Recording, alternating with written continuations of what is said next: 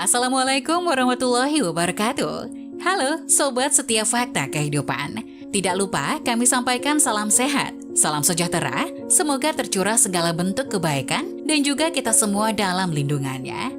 Seperti biasa, kita akan berbagi kisah dari yang unik, menarik, sampai bikin nangis. Mari kita simak kisahnya.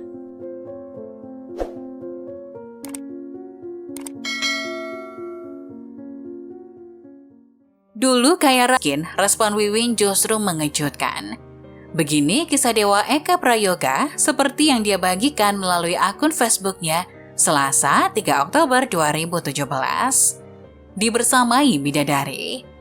Aku percaya kamu bisa lewati ujian ini. Aku yakin kamu mampu. Aku akan support apapun keputusanmu. Aku sayang kamu. Itu adalah segelintir kata-kata penguat yang terlontar dari istriku saat aku berada dalam titik nadir dan jurang kebangkrutan. Gelap, sungguh gelap. Kesedihan, kegelisahan, dan keputusasaan sempat menyelimuti kehidupanku. Seolah ini adalah akhir dari perjuanganku selama ini. Sampai pada akhirnya Allah hadirkan bidadari surga untuk menguatkanku, meyakinkanku, dan membersamaiku saat menjalani ujian ini. Hanya 18 hari pasca pernikahan, kami diuji dengan ujian pertama yang sungguh mengagetkan. Kebangkrutan, kerugian hingga miliaran, hingga cacian dan makian dari orang-orang yang tersangkut dalam kasus ini. Untungnya, Allah hadirkan ia untuk selalu membersamaiku. Betapapun banyak cacian yang dituduhkan padanya seolah menjadi biang kerok kebangkrutan bisnis yang saya jalankan ketika itu. Tapi aku mencoba untuk meyakinkan orang-orang di sekitarku bahwa ini bukan karena kesalahannya, melainkan murni karena kebodohan dan kecerobohanku. 1 bulan berlalu, di pagi hari ketika itu istriku mengabari, "Mas, aku positif hamil." Seperti pasangan lain pada umumnya, tentu hati ini langsung berucap syukur, "Alhamdulillah. Terima kasih ya Allah karena Engkau menitipkan anak pada kami. Semoga kelak jadi anak soleh atau solehah yang berbakti pada orang tuanya dan taat pada agamanya. Amin." Namun apa yang terjadi? Keluargaku sempat kecewa dan bilang, "Udah tahu hidup lagi susah, ini malah hamil lagi. Gimana sih?"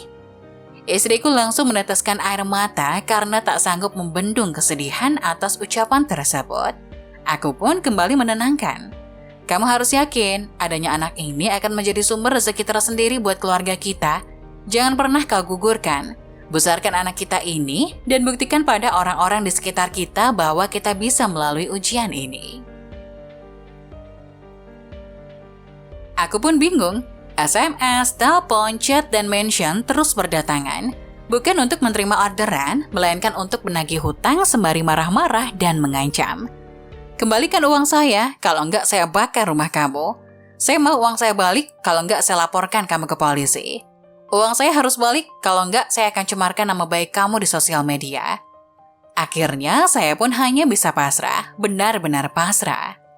Dan saya harus bolak-balik kantor polisi selama seminggu untuk menghadapi mereka yang melaporkan saya. Saya tidak bisa menahan tangis. Air mata terus membasahi pipi setiap kali saya berdoa. "Ya Allah ya Rob, berikan kekuatan kepadaku agar aku mampu melewati ujian ini dengan petunjuk-Mu." Mobil pun terpaksa kami jual. Uang tabungan semua dicairkan. Kami pun tak punya apa-apa lagi, kecuali keyakinan padanya bahwa ujian ini pasti akan selesai. Allah hadirkan seorang sahabat yang selalu setia membersamaiku. Maka itulah yang kami lakukan selama 9 bulan, menjual makanan dan menjual apapun yang bisa saya jual. Bisnis makanan itu pun tutup seiring kelahiran anak saya, Nabila Faza Saliha. Itulah kenapa bisnis istri saya diberi nama Saliha Hijab. Episode ke-8 belum selesai.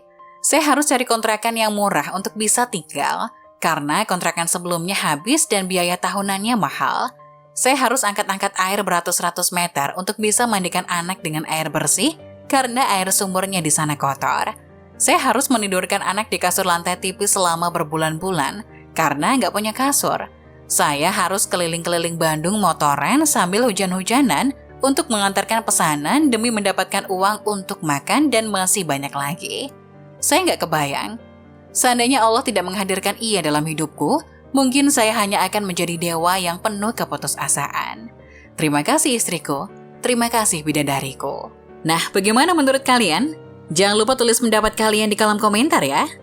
Wassalamualaikum warahmatullahi wabarakatuh.